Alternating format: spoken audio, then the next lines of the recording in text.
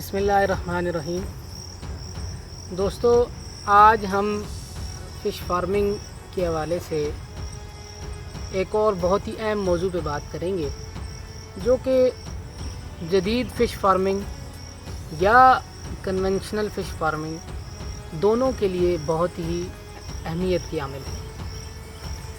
आज हम बात करेंगे पानी की क्वालिटी के ऊपर और ख़ास तौर पे पानी की क्वालिटी को जांचने के ऊपर जो आपको आलात दरकार हैं, जो टूल्स आपको चाहिए, उसके ऊपर बात करेंगे। जैसा कि आप जानते हैं कि एक आम मकूला है, मशहूर है कि जो फ़ौजी है वो अगर मैदान जंग में बग़ैर हथियार के चला जाए तो उसका जाना जो है वो बेमकसद है और उसका कोई फ़ायदा नहीं है।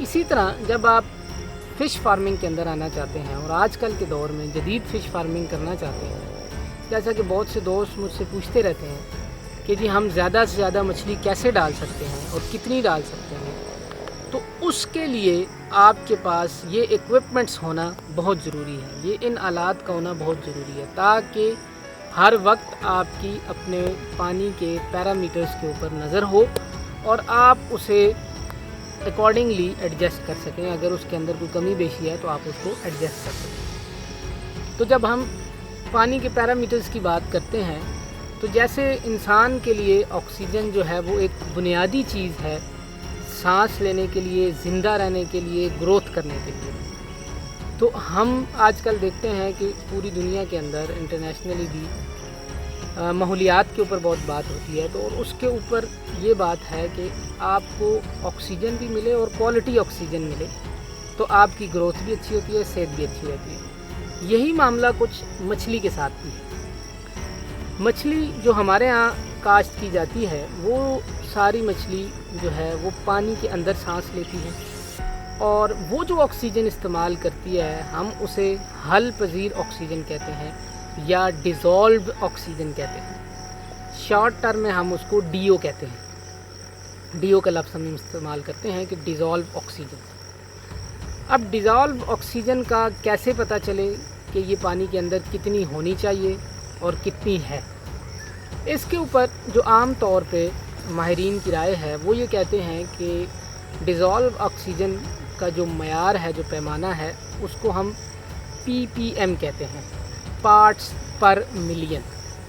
तो वो ये कहते हैं कि 5 से लेके 15 के दरमियान ppm के ऊपर जो ऑक्सीजन है, डीओ है, वो मछली की सेहत के लिए बहुत अच्छी है।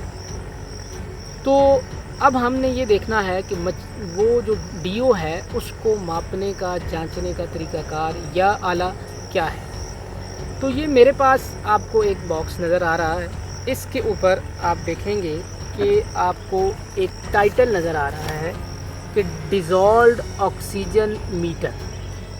ठीक है जी, मॉडल्स मुख्तलिफ इसके लिखे हुए हैं। तो ये किसी भी नाम से आपको मार्केट से, किसी भी ब्रांड से का आपको मार्केट से मिल सकता है। पाकिस्तान में फ़िल वक्त बहुत ज़्यादा ब्रांड इसके नहीं हैं। बड़े शहरों के अंदर ये अवेलेबल है, जैसा कि रावलपिंडी के अंदर ये अवेलेबल है, जैसा कि लाहौर के अंदर और कराची के अंदर ये अवेलेबल है, और मुख्तलिफ़ पार्टीज़ हैं जो इसको इंपोर्ट करती हैं।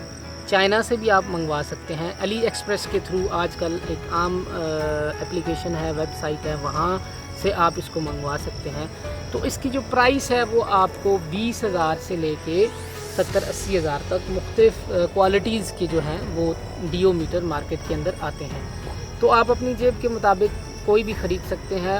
उनके अंदर फंक्शंस और ड्यूरेबिलिटी का फ़र्क ज़रूर होता है, लेकिन इब्तदाई तौर पे आपको 20-25 हज़ार वाला डीओ मीटर भी काफ़ी है, आप वो लेके उसको इस्तेमाल कर सकते हैं। थोड़ा सा मैं आपको इसकी डिमॉन्स्ट्रेशन दे दूं कि ये क्या चीज़ है और किस तरह इस्तेमाल होती है। ये देखें, ये मीटर है और इसको आम तौर पे हम जो है, मैं आपको बताता चलूं कि ये इसका मीटर हो गया, ये इसकी वायर है जो पानी के अंदर जाती है, और ये प्रॉब हम इसे कहते हैं, ये प्रॉब होती है। इसके अंदर आप देखेंगे तो आपको कुछ लिक्विड भी नज़र आएगा जो कि टाइम टू टाइम आपको रीफ़िल करना पड़ता है, लेकिन एक सीज़न के अंदर आपको ज़रूरत नहीं पड़ती, सीज़न के बाद ही आपको शायद उसकी ज़रूरत पड़े। तो ये जो प्रॉब है ये पानी के अंदर जाती है अब जो डीओ होता है किसी भी पानी का, वो ऊपर वाले, जब आप गहराई की बात करें 6 से 8 फुट की आपकी गहराई है, तो ऊपर वाले 1 से 2 फुट की डीओ कुछ और होगी, दरमियान वाले 3 से 4 फुट की डीओ कुछ और होगी, और आखिरी वाले 5 से 6 फुट की डीओ कुछ और होगी। तो बेहतर है जब आपके पास मीटर अवेलेबल है तो आप आसानी से इसका डीओ तमाम लेवल्स का चेक कर सकते हैं, ताकि जो बॉटम फीडर्स हैं, जो बॉटम के अंदर रहने वाली मछली है, वो भी कंफर्टेबल जोन में रहे और उसको भी एक अच्छी डीओ मिलनी चाहिए। बाकी इसका इस्तेमाल कैसे होता है, वो आप जब भी डीओ मीटर जो भी लेंगे उसके अंदर यूज़र मैनुअल मौजूद होता है और वो आपको डिटेल में गाइड करता है। लेकिन मैं आपको सिंपली कुछ थोड़ा सा बता सकता हूँ। अब जैसे मेरे पास ये डीओ मीटर है, आपको इसके अलावा भी कोई मिल सकता है, ज़रूरी नहीं है कि यही हो। ये आम तौर पे आप देखते हैं ये ऑन ऑफ का एक बटन है, हम इसको ऑन करते हैं प्रेस करके, तो आप देखेंगे कि ये ऑन हो रहा है और इसके अंदर अब ये फ़िज़ा में से कुछ रीडिंग ले रहा है, लेकिन बेसिकली ये पानी के अंदर रीडिंग्स लेगा। तो आप ये देख सकते हैं कि ये ppm के अंदर आपको रीडिंग्स बता रहा है और इसके साथ टेम्परेचर का भी इसमें फंक्शन मौजूद है। आपको दोनों चीज़ें एक ही जगह पे चेक हो सकती हैं। आप सिंपली इस प्रॉब को पानी के अंदर डालेंगे और उसका वेट करेंगे और कुछ टाइम के बाद आपके पास रीडिंग आ जाएगी। अब देखें प्रैक्टिकली आपने इसको किस तरह करना है। ये वीडियो के अंदर भी आपको नज़र आ रहा है कि आपने इसको पानी के अंदर आहिस्ता से डिप करना है और ऑन करना है। पहले ऑन करें, फिर पानी के अंदर आहिस्ता से इसको डिप करें और रीडिंग इसकी नोट करें। आप देखें जैसे 12 से ऊपर कुछ रीडिंग आ रही है, थोड़ा बहुत आप देखेंगे 12, 12.5, 12.4 के दरमियान यहाँ पे अभी इस वक्त की रीडिंग आ रही है। तो मीनिंग देयर बाय कि आपकी डीओ जो है वो 12 के आसपास है। तो कुछ देर बाद ये स्टेबल भी हो जाता है, जैसे 1-1.5 मिनट बाद अगर एक ही जगह आप रखें तो वो स्टेबल हो जाएगा। तो आपके पास रीडिंग आ गई। अब डीओ के अंदर जो इम्पोर्टेंट चीज़ है वो ये है कि डीओ जो होता है किसी भी तालाब का, वो एक तो जैसे मैंने आपको बताया कि ऊपर वाली सतह, दरमियान वाली सतह और नीचे वाली सतह, वहाँ से इसका डिफरेंस है। फिर सुबह, दोपहर, शाम, रात और अर्ली मॉर्निंग, सहरी का टाइम जिसको आप कहते हैं, उसके अंदर भी डीओ चेंज होता रहता है। डीओ के हवाले से जो सबसे ज़्यादा नोट रखने वाली बात है, जो सबसे जिस वक्त के ऊपर आपको ज़्यादा आपकी नज़र होनी चाहिए, वो वक्त होता है तकरीबन सुबह 3 बजे 4 बजे से लेके 7-8 बजे का टाइम। वो ऐसा टाइम होता है कि जो नेचुरल प्रोसेस होता है पॉन्ड के अंदर, जो सारा दिन डीओ बनाता है। जब धूप लगती है, फोटोसिंथेसिस का अमल होता है और उससे डीओ बनती है, तो रात को वो सारा कंज्यूम भी हो रहा होता है। मछली भी कंज्यूम कर रही है और वो एक नेचुरल जो सिस्टम है वो भी उसको कंज्यूम कर रहा होता है। तो इस वजह से रात को डीओ कम होता जाता है और सुबह के टाइम में ये बिल्कुल सबसे कम सतह पे होता है। तो आपने उस वक्त ये देखना है कि आपकी मछली कहीं स्ट्रेस में तो नहीं है। अब आपको कैसे पता चलेगा कि वो स्ट्रेस के अंदर है या नहीं? उसकी बड़ी आम सी एक निशानी ये है कि आपने ये देखना है कि मछली आपकी जो है वो तालाब की सतह पे तो नहीं है, मुंह बाहर निकाल के सांस लेने की कोशिश तो नहीं कर रही। तो आप जैसे ही उसको देखेंगे कि मछली ऊपर है, सांस लेने की कोशिश कर रही है, तो आपको महसूस होगा कि ये मछली जो है वो परेशानी में है, स्ट्रेस के अंदर है। तो इसका मतलब है कि आपका डीओ कम है। आप फौरी उस वक्त भी डीओ चेक करें और ख़ास करके जो ह्यूमिड डेज़ होते हैं, हब्स वाले दिन होते हैं, जैसा कि सावन का महीना होता है, उसमें हब्स बहुत ज़्यादा होती है। ह्यूमिडिटी अगर आप मीटर्स के ऊपर देखें तो आपको 80% नज़र आएगी, 70% नज़र आएगी। तो उन दिनों में रात के अंदर ये चांस बहुत ज़्यादा होता है कि आपका डीओ बहुत ज़्यादा लो हो और मोर्टेलिटी होने का, मछली के मरने का चांस होता है। तो उससे बचाने के लिए आपकी नज़र उस पर होनी चाहिए। और फिर डीओ को बढ़ाने के लिए जो मुख्तलिफ़ तरीक़ाकार इस्तेमाल किए जाते हैं, जो जैसा कि पानी को किसी ऊपर ऊंची जगह से आप फ्रेश पानी उसके अंदर डालें ताकि पानी के अंदर हलचल पैदा हो और उस हलचल के नतीजे में डीओ बढ़ेगा। फिर एरेटर्स आते हैं, पैडल व्हील एरेटर्स आते हैं, वो आप यूज़ कर सकते हैं। वो पानी के अंदर इर्ताश पैदा करते हैं जिससे पानी जो है वो फ़िज़ा में उछलता है और ऑक्सीजन लेके वापस आता है और पानी के अंदर ऑक्सीजन की मिक़दार बढ़ती है।